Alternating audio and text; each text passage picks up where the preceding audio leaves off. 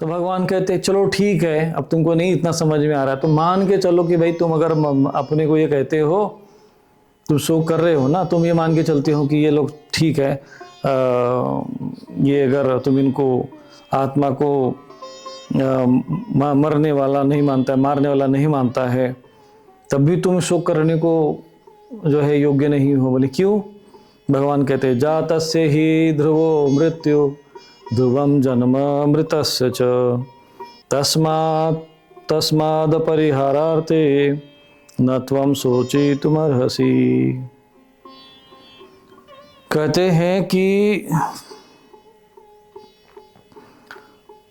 जातस्य ध्रुवम मृत्यु, जो जन्म लिया है, शरीर जन्म लिया है ना, अब इसका मृत्यु होगा ही होगा। जब जन्म लिया तो मृत्यु तो होगा ही। और ध्रुवम मृत्यु ध्रुवम च मृतस्य जन्म, जो है ध्रुवम जन्म मृतस्य च, जो मृतक हो गया उसका फिर जन्म भी होगा। तस्मात् अपरिहार्यार्थे तुम शोचितुम अर्हसि, कि तुम फिर भी शोक करने योग्य नहीं हो। अगर मानते हो कि नहीं, तुम जन्म लेने वाला ही मान के चलते हो, चलो ठीक है, अभी अज्ञानता भी मान रहे हो, पहले शोक तो तुम्हारा दूर कर लूं। भगवान फिर भी थोड़ा सा नीचे आ गए। अब ऐसे ही होता है, पहले तो तुरंत ज्ञान दे दिया ऊपर का, सांख्य योग का, अब दिमाग में आ नहीं पा रहा है। तो भगवान ने कहा कि जातस्य ही ध्रुवम मृत्यु, तो मान लिया जाए कि जन्म लिया है तो उसकी मृत्यु होनी है। ध्रुवम जन्म मृतस्य च, अब बोले कि जो मर जाएगा तो उसका भी जन्म होगा। इसीलिए जो है तुम जो है इसलिए इन सब विषय में शोक करने योग्य नहीं है। तो इस तरह से भगवान जो है पहले आत्मज्ञान दे दिया, अब देखा कि अर्जुन के बात समझ में ना आ रहा, अब की कैटेगरी है, क्योंकि हर मनुष्य की अपनी अपनी उच्च कोटि की बुद्धि होती है।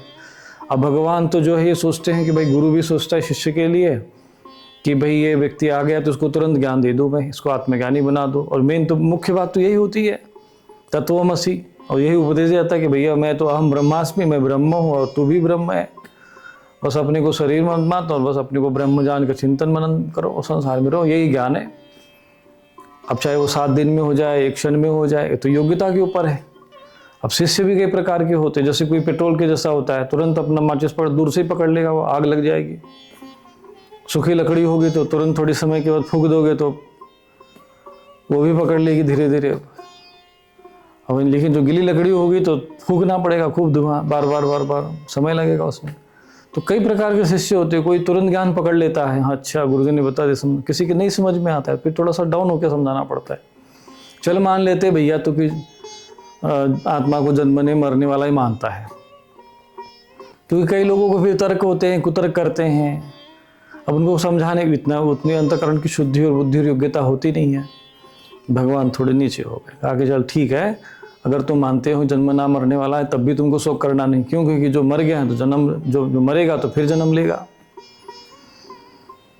अव्यक्तादीनि भूतानि व्यक्त मध्यानि भारत अव्यक्त निधनान्येव तत्र का परिदेवना। हे अर्जुन, संपूर्ण प्राणी जन्म से पहले अप्रगट थे। अब जन्म से पहले तो कोई था ही नहीं यहाँ पे।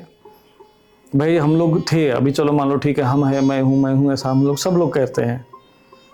पर यदि अभी हम देखेंगे, जैसे मान लो 50 साल पहले तो हमारा शरीर नहीं था, तब कहाँ थे? अव्यक्त थे, पता ही नहीं था। अब 50-60 साल पहले जिसकी, भाई मान लीजिए किसी की आयु 50 वर्ष की है, तो बताओ 50 साल पहले कहाँ थे तुम? बोले तब तो पता ही नहीं है।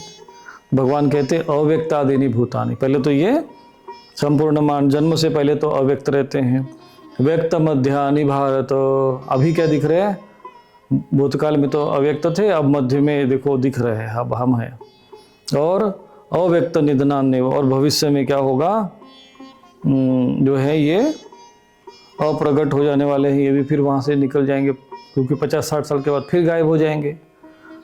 अब जैसे मान लो जो लोग पहले थे यहाँ पर, कई ऐसे नेता हम लोग थे, कई वीर, सब लोग अपने परिवार के लोग थे, तो पहले थे नहीं, अब कहाँ चले गए वो? कहाँ है इस समय वो? भाई जैसे मान लो अटल बिहारी वाजपेयी हमारे देश के प्रधानमंत्री थे, अब कहाँ चले गए? तो क्या हुआ कि वो अव्यक्त निधनान है, वो भविष्य में अप्रगट हो जाएंगे। तो इसलिए ये व्यक्त मध्य, ये तो सब संसार जो घूमता रहता है, चक्र घूमता रहता है। इसलिए जो है ऐसे स्थिति में भी तुमको जो है शोक नहीं करना चाहिए। आश्चर्यवत् पश्यति कश्चिदेनम् आश्चर्यवद् वदति तथैव चान्यः आश्चर्यवश्चैन्यमन्यः शृणोति श्रुत्वाप्येनं वेद न चैव कश्चित्। कहते हैं कि ये जो आत्मा है इसको एक जैसा कोई समझता नहीं है। तो कोई लोग क्या है, आत्मा के विषय में आत्मा को भांति आश्चर्यवत् पश्यति कश्चिदेनम्। कई लोग ऐसे होते हैं जो आत्मा को देखते हैं। पश्यति शब्द आया है यहाँ पर, आश्चर्यवत् पश्यति कश्चिदेनम्, कि कई लोग ऐसे होते, पश्यति शब्द, पश्यति माने देखना, तो आश्चर्यवत् पश्यति कश्चिदेनम् कहते हैं कि कश्चित् एनम् आश्चर्यवत् पश्यति। कुछ लोग ऐसे होते हैं कि इसको जो है आश्चर्य की भांति उसको देखते हैं। पश्यति शब्द का है ना, पश्य माने देखना। तो तथा एव अन्यः आश्चर्यवत् वदति। कई ऐसे भी होते हैं कि जो उसको उसके बारे में आश्चर्य की भांति वर्णन करते, जैसे अभी हम वर्णन कर रहे हैं, भगवान वर्णन कर रहे हैं, आत्मा के बारे में वर्णन कर रहे हैं। तथा च अन्य एनम आश्चर्यवत् शृणोति। कि कई लोग ऐसे होते सुनते रहते, जैसे आप लोग सुन रहे हो, जैसे अर्जुन सुन रहा था, आश्चर्य की बात है, अच्छा आत्मा ऐसा है, सर्वगत है, नित्य है, फिर ये मरता नहीं है, फिर अभी हमको अनुभव क्यों नहीं होता, हम ही आत्मा है तो हमें क्यों अनुभव हो रहा है, ऐसा जो है वो सुनता रहता है। और च कश्चित् श्रुत्वा अपि एनम न एव वेद। और कई ऐसे भी होते हैं कि जो इसको सुनकर भी नहीं जानते। अच्छा ठीक है महाराज ऐसे ही कह रहे हो, कौन आत्मा है, क्या मतलब है, आत्मा से क्या है, दुनियादारी से क्या है, बस खाओ पियो अपना, पढ़े रहो और भजन करो अपना, जैसे राम राम करते राधे राधे करते रहो, क्या मतलब है, भगवान का नाम ले लिया हो गया, कौन आत्मा है, क्या है, कैसे मरता है, क्या जाता, किधर जाता है, तो उसे कोई लेना देना नहीं। तो ये 4 कैटेगरी के लोगों का यहाँ वर्णन आया है। एक जो देखते हैं अर्थात ज्ञानी पुरुष, जो बोलते हैं वदति बताते हैं वो आचार्य उपदेशक, जो सुनता है वो साधक, और जो सुनकर भी जो है जिसको कुछ अता पता नहीं है, कोई मतलब नहीं है, वो है संसारी पशु। ईशाम न विद्या तपो न दानम ज्ञानम न शीलम न गुणो न धर्म ते मृत्युलोके वो विभार भूता मनुष्य रूपे न मृगा शरंती। बस पशु की तरह आना है, खाना है, चरना है, यहाँ जाओ, आज कहाँ बनाना है, आज क्या भोजन करना है, आज क्या बनाना है, आज कौन सा चीज़ें बनेगा, आज कहाँ जाना है, इधर घूमना है, आज क्या हुआ, आज ईरान ने किधर बम गिराया, कोई मिसाइल इजराइल से किधर क्या हुआ, इसी में लग गए, बात खत्म, दिन निकल गया। तो आत्मा की उसमें पता ही नहीं। तो ये मनुष्य रूपे न मृगाश्चर्यंती, बस इनको न तप से मतलब है, न ज्ञान से मतलब है, न समाज से मतलब है, न कुछ नहीं। तो अधिकांश लोगों का जीवन पशु है, इसलिए भगवान ऐसे लोगों के पति बनते, पशुपति। फिर इनको फिर पशुपति महाराज जो तमस में, तो फिर इनके लिए व्यवस्था अलग है, पशु की भांति फिर इनको भूत प्रेत पिशाच योनि में रहते। इसलिए भगवान जो है पशुपति जो है वो भूत प्रेत के जो है वो स्वामी माने गए हैं। तो ये बोले कि ये ऐसी कैटेगरी के लोग भूत प्रेत पिशाच बन के फिर घूमते रहते हैं। लेकिन जो आत्मा के विषय में जानता है, सुनता है, आत्मा का श्रवण मनन करता है, वो फिर प्रेत योनि में नहीं जाता, दुर्गति में नहीं जाता। तो ये आश्चर्यवत् पश्यति कश्चिदेन, अर्थात आत्मा को देखा जा सकता है। पश्यति अर्थ शब्द से कि आत्मा का अनुभव किया जा सकता है, ये भी एक बात यहाँ से सिद्ध होता है। देहि नित्यम अवध्योयम देहे सर्वस्य भारत तस्मात् सर्वाणि भूतानि न त्वं शोचितुमर्हसि। कहते हैं कि देही माने देही का अर्थ जब भी आएगा तो इसका अर्थ होगा आत्मा, देही का अर्थ होगा जीवात्मा। देह और देही ये 2 शब्दों को कर देता है कि जो भी दिख रहा है वो देह है। देह के अंदर जो अव्यक्त रूप से जो चैतन्य स्वरूप आत्मा है वो देही है। नित्यम अवध्योयम, यह है अर्जुन, यह जो आत्मा है सबके शरीर में सदा ही अवध्य है, इसको कोई मार नहीं सकता, ऐसा कोई वध नहीं कर सकता। इस कारण संपूर्ण प्राणियों के लिए तू शोक करने योग्य नहीं। इसलिए तुम अपने लिए नहीं, अपने ये जो तुम्हारे ये सब रिश्तेदार है, सगे संबंध, इनके लिए ही नहीं, तुम समस्त प्राण, तस्मात् सर्वाणि भूतानि त्वं सोची तुम न अर्हसि, तुम जो है तुम सोची तुम न अर्हसि, तो कहता है कि भाई तुम इसके लिए शोक करने के लिए, सर्वाणि भूतानि, समस्त प्राणियों के लिए। भूत का अर्थ यहाँ पे प्राणी से होता है। भूत के कई अर्थ होते हैं, जिसमें भूत काल भी, भूत यानी काल को भी कहते हैं, भूत जो है एक योनि भी है, हाँ, भूत कहते हैं, पंच महाभूत को भी कहते हैं, और भूत जो है प्राणियों को भी कहते हैं। तो भूत शब्द के अनेक अर्थ यहाँ पर लगते हैं। तो यह सर्वाणि भूतानि जो शब्द आया है वो प्राणी के लिए प्रयुक्त हुआ। ये पता होना चाहिए कि किस समय में कौन सा शब्द जो है प्रयोग किया गया है।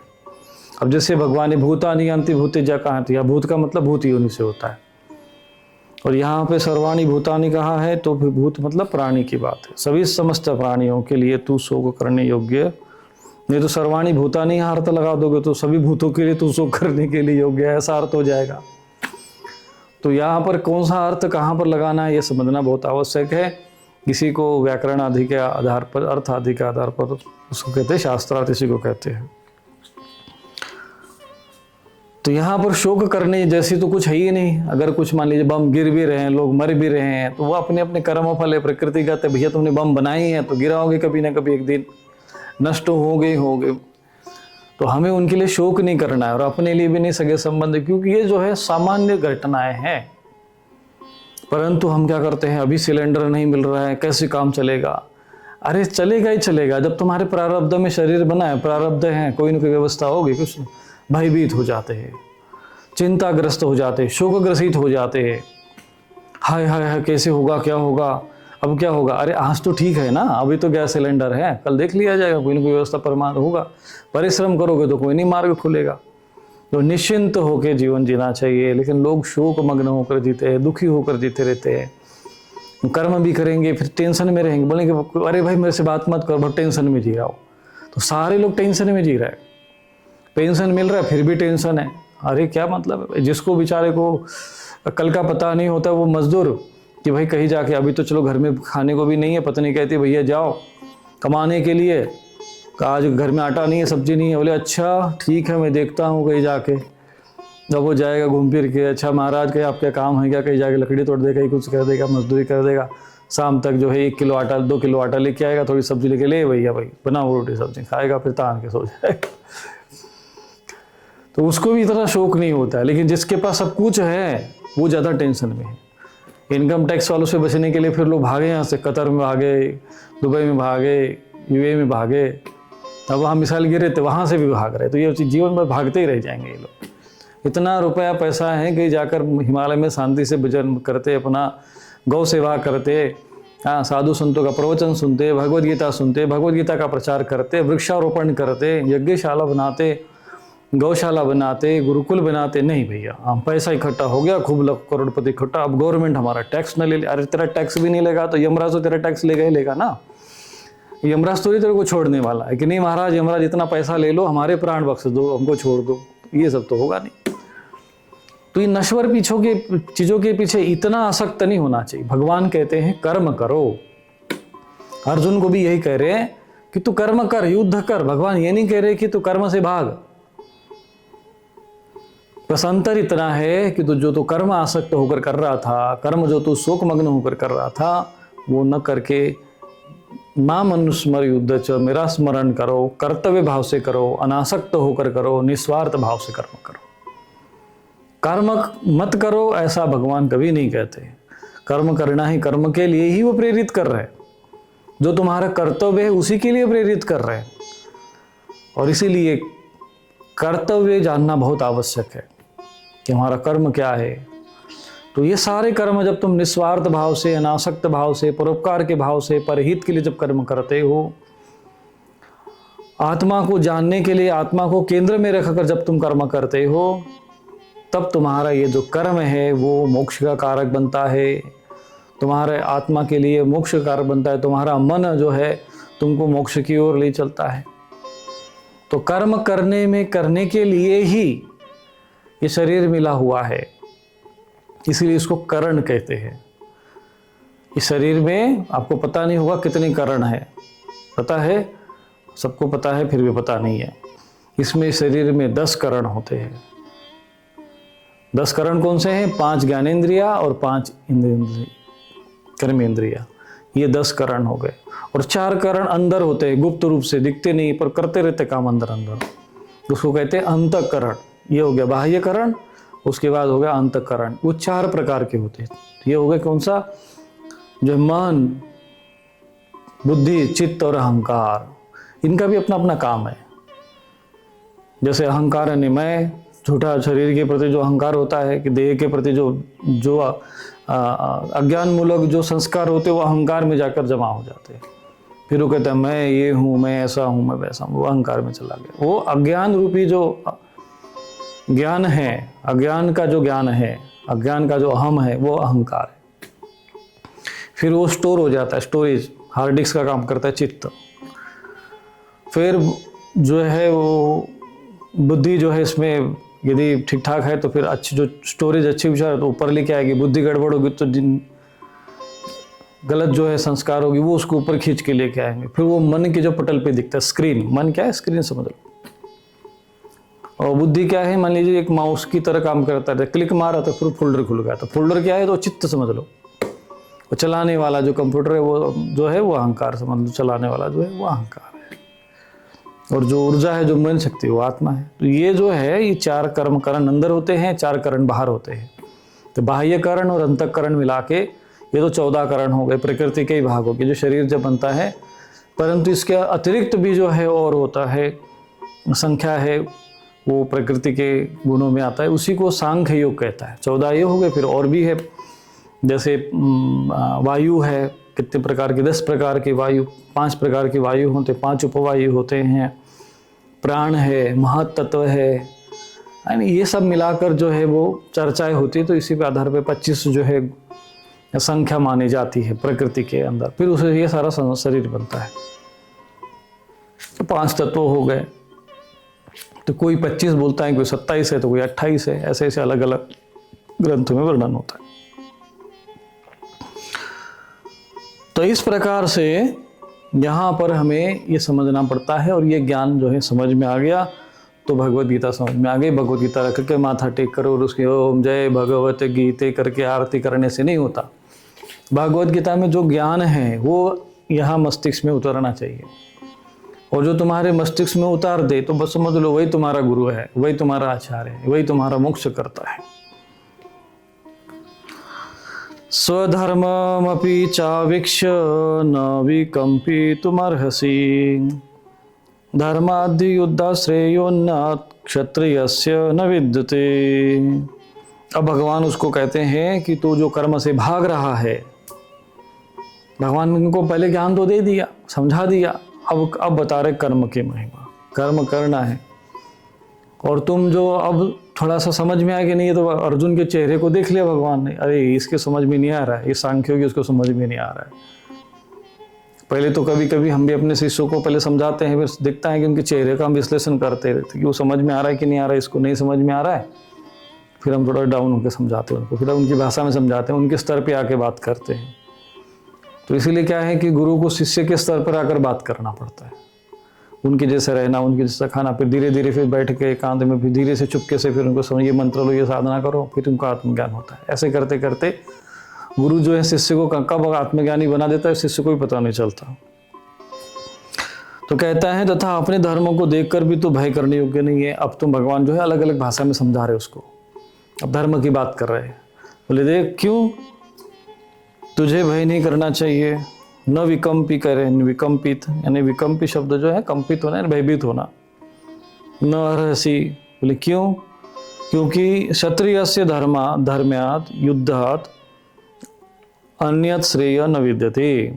क्योंकि क्षत्रिय के लिए धर्मयुक्त युद्ध से बढ़कर कोई कल्याणकारी कर्तव्य नहीं। क्योंकि तुम्हारा जो स्वभाव है, जो कर्म है, तुम क्षत्रिय हो क्योंकि अहंकार। अब चूंकि भगवान ने पहले आत्मा स्तर पर समझा है, नहीं समझ में आता, अब उसको अहंकार के स्तर पे लेके आ गए।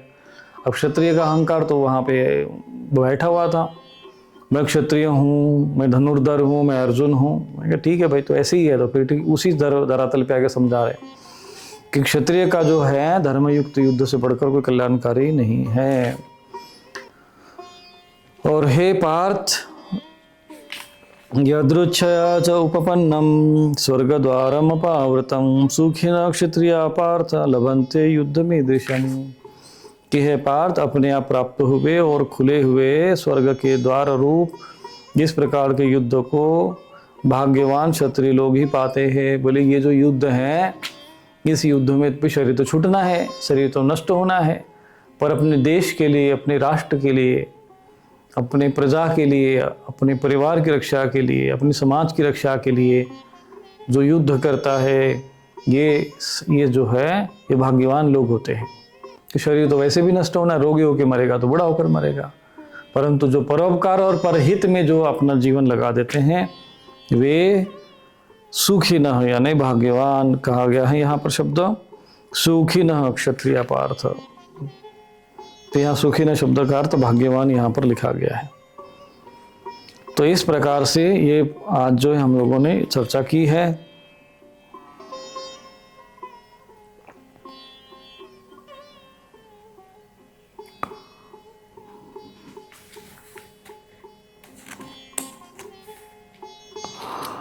और इस तरह से भगवान जो उसको सांसारिक दृष्टि से समझा रहे हैं कि किसी भी तरीके से जो है ये युद्ध की ओर अग्रसर हो। फिर भगवान अंत में आगे भी श्लोकों में यही कहते हैं कि अर्जुन तुम जो है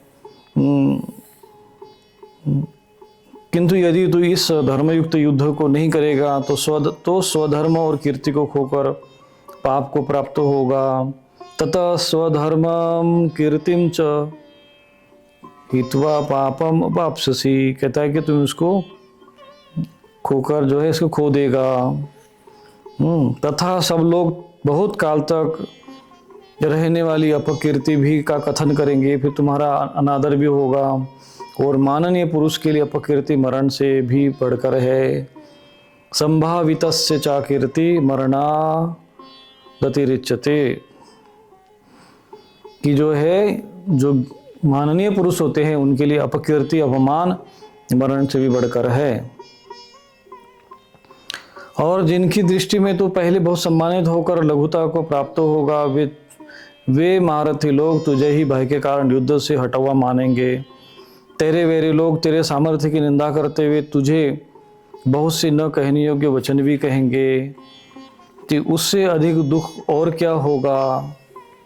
या तो तुम युद्ध में मारा जाकर स्वर्गों को प्राप्त होगा अथवा संग्राम में जीतकर पृथ्वी का राज्य भोगेगा।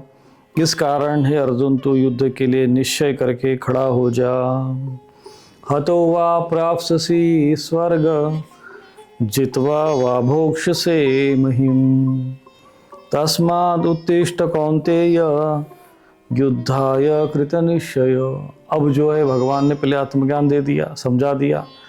भगवान ने देखा कि अर्जुन का हाव भाव जो है ठीक ठाक नहीं है, ये अभी उतना समझ में नहीं आ रहा है। अब इसको नीचे उतर गए भगवान, फिर उसको अहंकार के स्तर पे समझा रहे हैं। उसका जो प्रकृति थी क्षत्रिय की, स्वभाव था प्रकृति, स्वभाव अहंकार उसके अंदर था। तो अब क्षत्रिय के लिए जो उसको उकसा रहे भगवान कि देख भाई तुम जो है क्षत्रिय है और क्षत्रिय का धर्म है। उकसाने का अर्थ ये है कि उसको उसका कर्तव्य का स्मरण करा रहे हैं। क्योंकि वो तो शोक मग्न हो गया था। वो तो कह रहा था कि मेरे हाथ पैर कांप रहे, मेरा धनुष छूट रहा है, मैं युद्ध नहीं कर सकता, मैं नहीं लड़ सकता, मेरा ये काम नहीं है। तो फिर क्या करेगा। बोले मैं भजन करने जाऊंगा, और वहाँ भी जाएगा तो वहाँ पर भी तुम धनुष लेके घूमोगे, फिर वहाँ पर भी तीर मारने लगोगे। जिसकी जो प्रकृति है वो स्वभाव है, शरीर का, मन बुद्धि चित्त का अहंकार है। प्रकृति क्रियमाणानि गुणे कर्माणि सर्वस्व। जो तुम्हारे सत्वगुण रजोगुण से जो तुम्हारी प्रकृति बनी है। शंकराचार्य जी ने चारों वर्णों के बारे में वर्णन करते समय चातुर्वर्णे मया श्रेष्ठम गुण कर्म विभाग से, कि ये जो चार वर्ण बने हैं ये गुण और कर्म के आधार पर बने हैं। ये तो शास्त्र कहता है, ये तो सब मूर्खों की व्याख्या है कि हम तो, मेरा बाप जो है ब्राह्मण था तो हम ही ब्राह्मण है, हम ही क्षत्रिय। ये तो सिर्फ अज्ञानता के कारण सब थोपी हुई चीज़ें हमारे परंपरा में, कुपरंपरा में जुड़ गए और हम उसी धारा में बह रहे।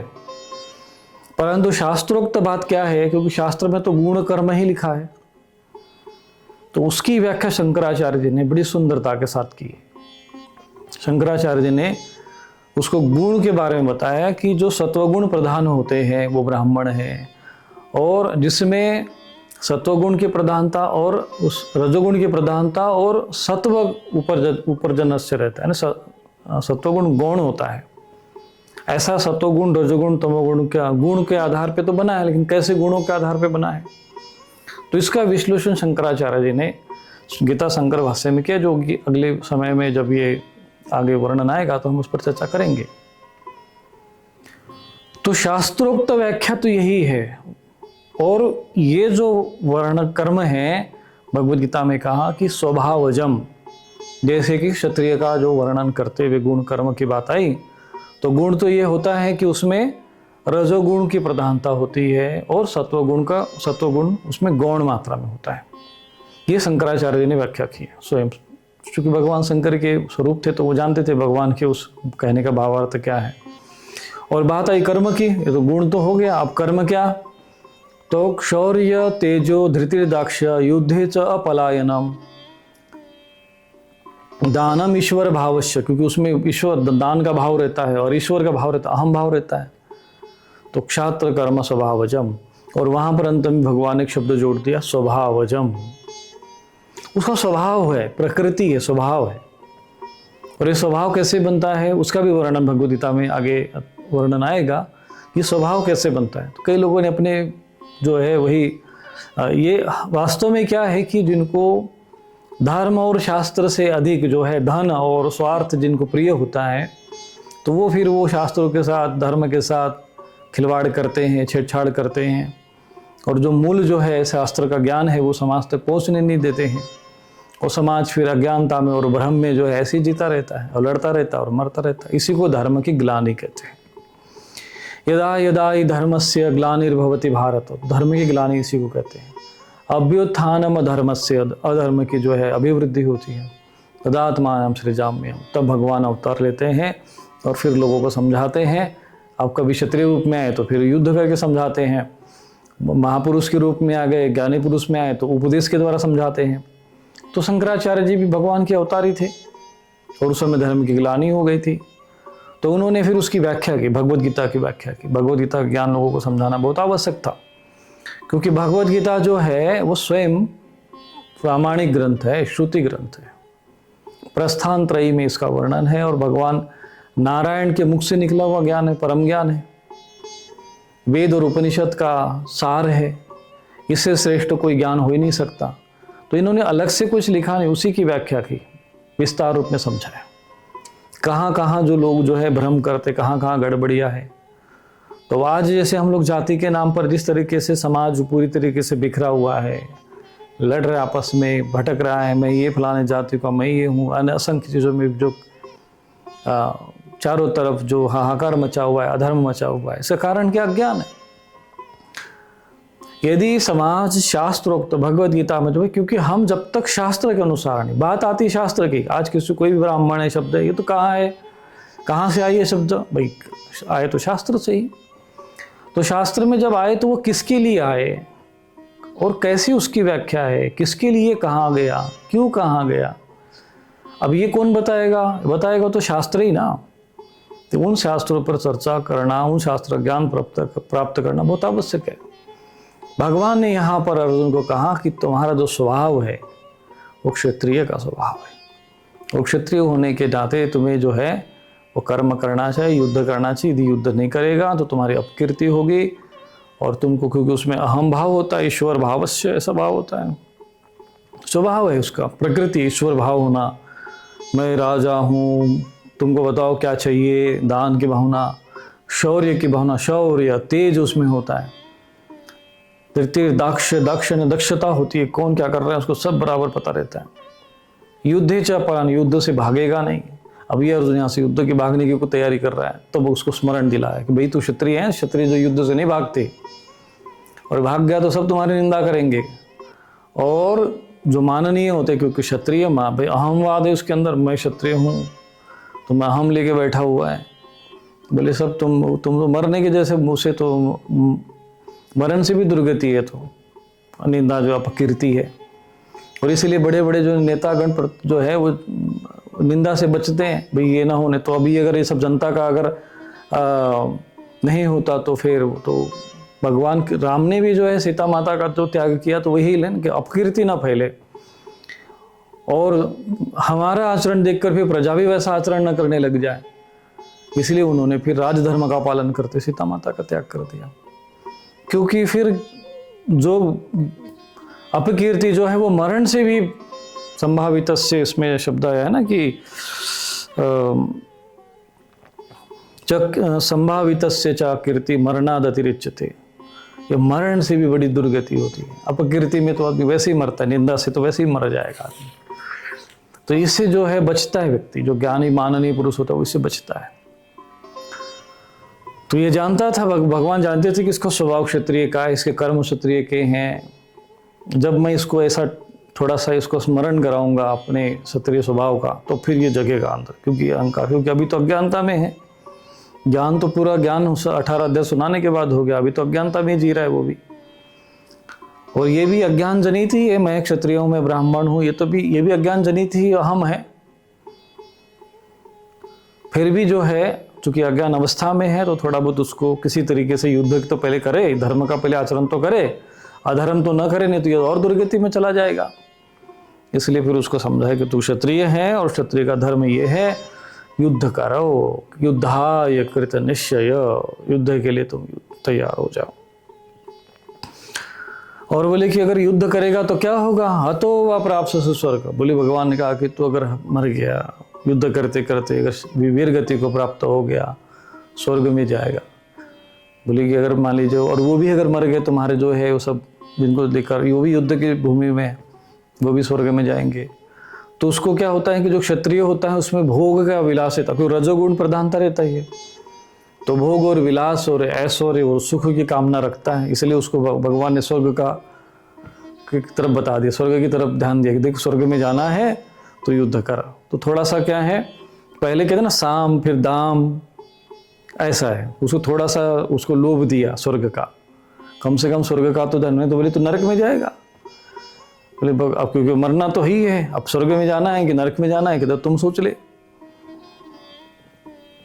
तो यहाँ पर उनको उपदेश दिया कि भाई हतो वा प्राप्त स्वर्ग और जीतवा वो भुक्ष से में, अगर जीत भी गया तभी भी तुमको ऐश्वर्य मिलेगा, क्योंकि तुम भी कितना भी जंगल में जाओगे फिर भी तुमको ऐश्वर्य चाहिए, विलासिता चाहिए, क्योंकि स्वभाव है, रजोगुण प्रधानता है। जो रजोगुण जिसमें प्रधान व्यक्ति होता है ना, उसमें थोड़ी विलासिता, ऐश्वर्य, सामर्थ्य, सब सुविधा चाहिए। सत्वगुण प्रधान व्यक्ति होता है, जो ब्राह्मण प्रकृति का होता है, उसको कुछ सब चीज़ों की आवश्यकता नहीं, सहज में शांति से 2 रोटी मिल गया, भजन करने को, झोपड़ी में भी आराम से जीवन काट लेगा। उसको ये सब भोग विलास ज़्यादा रुचिकर उसकी आवश्यकता नहीं है, रुचिकर नहीं पड़ता। लेकिन रजस पर आपके अंदर रजस की प्रधानता रहेगी। तो यही विश्लेषण ब्राह्मण क्षत्रिय वैश्य का विश्लेषण शंकराचार्य जी ने ये 4 अध्याय के 23वें श्लोक में किया। उन्होंने कभी आप वो आएगा वर्ण तो मैं आपको बताऊंगा। चातुर्वर्ण्य मया श्रेष्ठम गुण कर्म विभाग से, तो गुण अर्थात सतोगुण, रजोगुण, तमोगुण, इन 3 गुणों के द्वारा और कर्म के द्वारा समझाया है। अब ये जो गुण और कर्म का रहस्य जिसने नहीं समझा वो वर्ण व्यवस्था को जानता नहीं है। और अभी जो ये सब जो संकटाचार्य बन के बैठे हैं, ये भी क्या है, पद प्रतिष्ठा में डूबे हुए लोग हैं। इनको शास्त्र का ज्ञान थोड़ा बहुत अध्ययन तो इन्होंने कर लिया होगा, लेकिन आचरण में लाने के लिए जो वैसा व्यवहार चाहिए वो है नहीं। विरक्त जीवन जीना चाहिए। दंडी सन्यासी बन गए तो फिर अपना बस पैदल भ्रमण करो। मठामन अनुशासन में कहा है कि भैया मठ में नहीं रहना, विलासिता में नहीं रहना, सत्व गुण के आचरण करो, भिक्षा मांगो, तब तो ज्ञान स्थिर रहेगा ना। अब तुम तो देह में लगे हो, देह की पद प्रतिष्ठा पुजवाने में लगे हो। किसको पुजवा रहे भैया? देह को पुजवा रहे। मुझे पूजो, मुझे ही मानो। किसको माने भैया? तुम्हारे शरीर को, हड़बास को। तो ये जो अहम होता है ना, ये सब अज्ञानता के लक्षण है। और फिर ये लोग जो है शास्त्रों को भ्रमित करने, लोगों को भ्रमित करने के लिए शास्त्र की गलत व्याख्या करते रहते हैं। और इसीलिए कभी कभी ज्ञानी पुरुषों को, मनुष्यों को, ऐसे लोगों को खंडन मंडन करने के लिए फिर इनको शास्त्रार्थ की चुनौती देनी पड़ती है। फिर ये लोग भागते हैं, क्योंकि उनको पता है कि शास्त्र में तो ये तो लिखा है, अब हम जाएंगे तो फिर हमारा जो मान सम्मान है वो भी घट जाएगा। तो समाज को भ्रमित करके रखते हैं। और इसीलिए ये जो उपदेश है भगवद गीता का, बहुत आवश्यक है। और भगवान शंकराचार्य जी ने जो कि जिस परंपरा से हुए, उन्होंने जो उपदेश दिया है, जो मार्गदर्शन दिया है, कि उसी के अनुसार मैं यहाँ पर आपको उनकी व्याख्या का संदर्भ देते हुए वर्णन कर रहा हूँ। कि कई लोगों को लगता है कि नहीं हो सकता स्वामी रूपेश्वर महाराज जो अपनी मन मर्जी की जो व्याख्या कर रहा हो, तो भैया ये हमारी मन मर्जी की व्याख्या नहीं है। जो महापुरुषों ने कहा है वही महाजनों गता है न सपन था। इस पर महापुरुष चले हैं, महापुरुषों ने जो व्याख्या की है उसके अनुसार आचरण करो। तो मनमाना आचरण करोगे, अशास्त्रीय आचरण करोगे, दुर्गति को प्राप्त हो जाओगे। संसार तो तुम्हारा चलो व्यवहारिकता है, संसार में तो तुम ठीक ठाक वैसे तैसे जैसे तैसे जी लोगे, मरने के बाद दुर्गति होगी। इसलिए ज्ञातवा शास्त्र विधानोक्तम कार्यम कर तुम यहाँ रसी। शास्त्र का क्या विधान है, शास्त्र तुम्हारे लिए क्या कहता है, शास्त्र तुम्हारे लिए क्या तय करता है, ये महत्वपूर्ण है। परंतु ये गोल गोल भाषा वाली जो चीज़ें हैं ना समाज में, इससे हमें बचना चाहिए।